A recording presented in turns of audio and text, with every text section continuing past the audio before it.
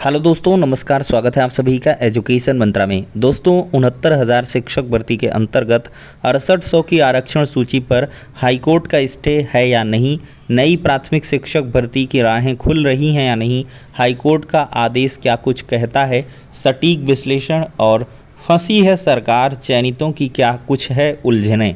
तो सारी अपडेट्स पर यहाँ पर पर्दाफाश होगा। दोस्तों, वीडियो को लाइक एंड शेयर करें और चैनल पर पहली बार विजिट कर रहे हैं तो सब्सक्राइब अवश्य करें। तो चलिए दोस्तों, पुख्ता और सटीक विश्लेषण देख लेते हैं हाई कोर्ट के आदेश का। तो दोस्तों, ये रिट पिटीशन नंबर 6573 ऑफ 2022 है। आलोक सिंह एंड 109 अदर्स के द्वारा इलाहाबाद हाई कोर्ट में फाइल की जाती है। जस्टिस हैं राजीव जोशी जी। इसमें बहुत सारी इनकी डिमांड हैं। आर्टिकल 226 इंडियन कॉन्स्टिट्यूशन के तहत इन्होंने रखा है। पहली जो इनकी मांग है कि 6800 की आरक्षण सूची को रद्द कर दिया जाए, और फिर इसके बाद इन्होंने और बहुत सारी डिमांड्स की हैं। मैं एकदम से जो श्योर शार्ट्स हैं इनके उनको डिस्क्राइब करूंगा। इन्होंने ये भी कहा 60 से 65% के बीच जो आरक्षित वर्ग के उम्मीदवार हैं उनको यूआर में ओवरलैप न करवाया जाए, क्योंकि वो एक स्टेज पर आरक्षण का लाभ ले चुके हैं, ऐसा इनका मत है। और तीसरे पॉइंट पर इन्होंने कहा है कि रीफिक्स किया जाए कट ऑफ मार्क्स को मेरिट लिस्ट के अकॉर्डिंग। और इनकी लास्ट डिमांड ये पांचवी है कि पेटिशनर्स के नाम को सम्मिलित किया जाए सिलेक्शन लिस्ट में जो फाइनल है। और इन्होंने यहाँ पर भी बताया कि it is contended that the learn council for the petitioner similar controversy subject matter of writ petition number 323। मतलब भारती पटेल वाली याचिका का इन्होंने हवाला दिया कि लखनऊ खंडपीठ में यह मामला चल रहा है। तो सभी रिस्पोंडेंट को डायरेक्ट किया गया काउंटर एफिडेविट 4 हफ्ते के अंदर और रिजाइंडर एफिडेविट फाइल करने के लिए 2 हफ्ते का समय। तो कुल 6 हफ्ते बाद की यहाँ पर देखा जाए तो डेट लगाई गई है और मैटर को एक्सप्रेस 18 जुलाई को लिस्ट किया गया है। 18 जुलाई को नेक्स्ट डेट ऑफ हियरिंग है। अब दोस्तों यहाँ पर क्या है, लास्ट पैरा में जो कोर है ऑर्डर का, in the mean time it is provided that in no circumstances, एक लाइन इसकी इंपॉर्टेंट है, it is provided that in no circumstances मतलब किसी भी परिस्थिति में persons in excess of the 69,000 vacancy which were advertised on 1/12/2018 ATRE 2019 shall be appointed and unadvertised vacancies shall not be filled up without being advertised and selection being held in respect thereof। कुल मिलाकर 69,000 शिक्षक भर्ती की मूल चयन सूची से, मतलब जो पद एडवर्टाइज हुए थे 1 दिसंबर 2018 को, मतलब 69,000 पर ये जियो आया था गवर्नमेंट ऑर्डर, तो उससे एक भी 69,000 एक भर्ती नहीं होगी, मतलब 69,000 से एक भी अधिक भर्ती नहीं होगी। और इन्होंने कंडीशन भी लगा दी, अगर करना है तो वैकेंसीज को एडवर्टाइज करिए और उसमें सबको मौका दीजिए, मतलब नया विज्ञापन जारी करिए। तो यहाँ से नई प्राथमिक शिक्षक भर्ती के लिए हाईकोर्ट की तरफ से कहा गया कि अगर आपको भरना है 69,000 से अधिक तो आपको नई भर्ती निकालनी पड़ेगी और उसमें ओपन टू ऑल रहेगा, सबको मौका देना पड़ेगा। तो कुल मिलाकर यहाँ पर सरकार फंसती हुई नज़र आ रही है और 69,000 से अधिक एक भी पोस्ट को इन्होंने भरने से मना कर दिया है। अब यही ऑर्डर लखनऊ खंडपीठ से भी हुआ था।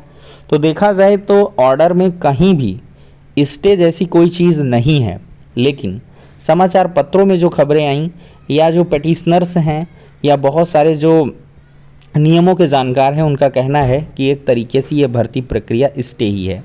तो दोस्तों, अगर देखा जाए तो इस वैकेंसी में सरकार को 69,000 से एक भी पोस्ट अधिक नहीं भरनी है। ये बार बार हाईकोर्ट लखनऊ खंडपीठ ने कहा, इलाहाबाद हाईकोर्ट ने कहा। मतलब ये है कि 69,000 में से ही इनको 6800 आरक्षण सूची को एडजस्ट करना होगा। अब यहाँ से बात क्या होती है कि सरकार चाहती है कि जो 69,000 में चयनित हैं हम उनको बाहर ना करें और 6800 को अंदर कर लें।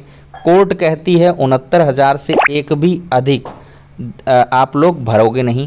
तो आप ये समझिए मतलब क्या हुआ, सीधे से ये हो गया कि प्रक्रिया स्टे हो गई। सरकार इसमें चाहकर भी आगे नहीं बढ़ सकती है, किसी भी मायने में नहीं बढ़ेगी। एक तरीके से बढ़ सकती है। जिन लोगों का भाई आरक्षित वर्ग के उम्मीदवारों को भले ही खराब लगे कि ऐसा कहा जा रहा है, लेकिन विश्वास मानिए सरकार 69,000 में चयनितों को अगर बाहर करेगी तभी इनको एडजस्ट कर सकती है और इस प्रक्रिया को आगे बढ़ा सकती है। और ऐसा ही जस्टिस राजन राय जी ने भी कहा था। खैर उन्होंने, कोर्ट ने खुद वहाँ पर एक फॉर्मूला सजेस्ट किया कि सुपर न्यूमेरिक पोस्ट जो हैं उनसे आप लोग इन वैकेंसीज को भर सकते हैं। इससे ये हो जाएगा कि ये कोई नया एडवर्टीजमेंट आपको निकालना भी नहीं पड़ेगा, इस बाउंडेशन से आप बच जाओगे और साथ ही साथ सुपर न्यूमेरिक पोस्ट पर कोई दावा भी नहीं करेगा।